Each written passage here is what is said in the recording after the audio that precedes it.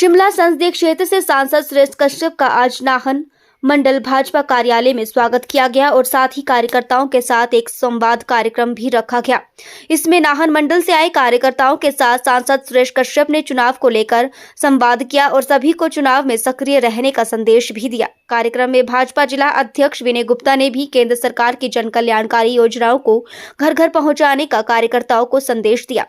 सांसद सुरेश कश्यप ने कहा कि केंद्रीय नेतृत्व ने उनके ऊपर लगातार दूसरी बार भरोसा जताया है कि वह उनकी आशाओं पर पूरा खरा उतरेंगे। केंद्र सरकार ने शिमला संसदीय क्षेत्र में अनेक योजनाओं के माध्यम से विकास किया है और उन्होंने भी कोविड में धन न मिलने के बावजूद विकास कार्य किए हैं, जिसके बल पर वो अपने चुनाव में जाएंगे और शिमला सहित चारों सीटें भाजपा को मिलेंगी। सरकार का आशीर्वाद, भारतीय जनता पार्टी का आशीर्वाद दूसरी बार मिला, केंद्रीय नेतृत्व का आशीर्वाद दूसरी बार मिला है और मेरा ये प्रयास रहेगा कि अपने संसदीय क्षेत्र के लोगों की जो भी समस्याएं हमने सांसद निधि के माध्यम से भी, बावजूद इसके कि 2 साल कोरोना के कारण सांसद निधि बाधित रही और हमारे जो भी छोटे मोटे काम सांसद निधि से होते थे वो बाधित हो गए थे, लेकिन फिर भी मेरा ये प्रयास रहा कि 17 के 17 विधानसभा क्षेत्रों में समान रूप से हमने सांसद निधि देने का काम किया और मैंने CSR के माध्यम से भी बहुत सारे प्रोजेक्ट्स ऐसे लगाए हैं जो कि आम जन को आज जिनका फ़ायदा मिल रहा है, जिसमें कि एक अच्छा प्रोजेक्ट जो हमने सराहा में लगाया नारी शक्ति के सशक्तिकरण की दृष्टि से और स्वच्छता की दृष्टि से हम वहाँ पर जो है सैनिटरी नैपकिन बनाकर महिलाओं को मुफ्त में दे रहे हैं।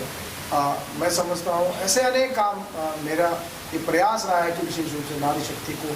स्वावलंबी बनाने की दृष्टि से हमने करने की कोशिश की। इसके अलावा कोविड के समय में भी हम लोगों ने बहुत प्रयास किया और मैंने व्यक्तिगत रूप से कई एम्बुलेंसेज दी, मेडिकल कॉलेज में नेबुलाइजर और ऐसे करके कुछ राशि भी 50 लाख के करीब मेडिकल कॉलेज को दी। इसके अलावा बहुत सारे जो दूसरे हमारे हॉस्पिटल्स थे वहाँ पर जो हमने सहायता मुहैया कराने की कोशिश की। कुल मिलाकर मेरा एक प्रयास रहा है कि अपने संसदीय क्षेत्र के लोगों को हम बेहतर से बेहतर सुविधाएं दे सकें, ये हमने कोशिश की रहा है। आज पूरे प्रदेश की जनता अपने आप को ठगा सा महसूस करती है। बहुत अपेक्षाओं के साथ जनता ने कांग्रेस पार्टी को जो है समर्थन दिया था, नए दौर की शुरुआत होगी, व्यवस्था परिवर्तन होगा। 15 महीने बीत गए लेकिन 15 पैसे का भी काम हिमाचल प्रदेश में नहीं हुआ और जो आज सरकार की स्थिति है, अल्पमत में सरकार चल रही है, आज सरकार का जनता की ओर कोई भी ध्यान नहीं है। ये तो केवल अपनी सरकार को बचाने में लगे हुए हैं, अर्थात जनता के साथ जो वादे हुए थे उन सारे वादे जो है एक भी वादा पूरा नहीं हो सका। 10-10 गारंटियां दी थी, एक भी गारंटी पूरी नहीं हो सकी। इसलिए जनता आज अपने आप को ठगा महसूस करती है। ये बात सही है कि हमारे पास तीन विधायक भारतीय जनता पार्टी के और एक इंडिपेंडेंट विधायक आज है, लेकिन ऐसी स्थिति पहले भी रही है, ये कोई पहली बात नहीं है।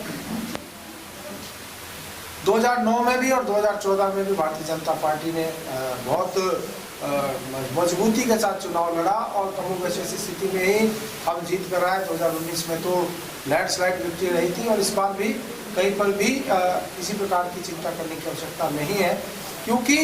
आज प्रदेश की जनता जान चुकी है कि भारतीय जनता पार्टी ही हमारा भला कर सकती है और नरेंद्र मोदी ही हैं जो इस देश को आगे ले जा सकते हैं, इस देश को आगे बढ़ा सकते हैं और नरेंद्र मोदी के नेतृत्व में भी प्रदेश की जनता को भी पूर्ण विश्वास है। तो निश्चित रूप से इस बार 4/4 हिमाचल प्रदेश में फिर से होने जा रहा है। ये बात जनता भी मान चुकी है, जनता भी ठान चुकी है।